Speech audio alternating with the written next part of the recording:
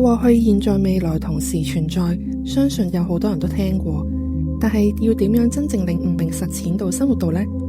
發生嘅事件係時間嘅標記，身體、肌肉、頭腦記憶都係時間嘅標記。時空呢個詞係時間同空間一起嘅關係，冇空間去量度就得唔出時間呢個單位。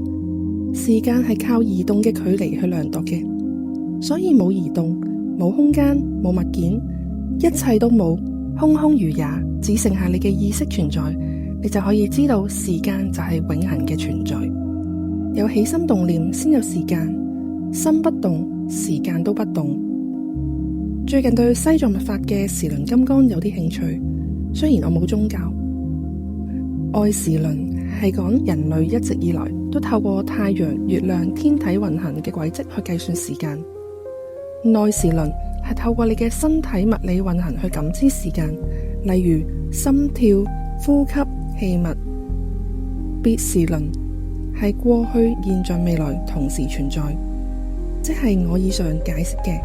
撇除透過外面同身體裏面嘅時間感知系統，你就可以進入永恆。所有時間係虛幻，回到意識嘅本源，你就係永恆嘅存在。可能一直以嚟，古人想去追求永生，去揾嗰啲長生不老藥，其實呢一切都係有限嘅。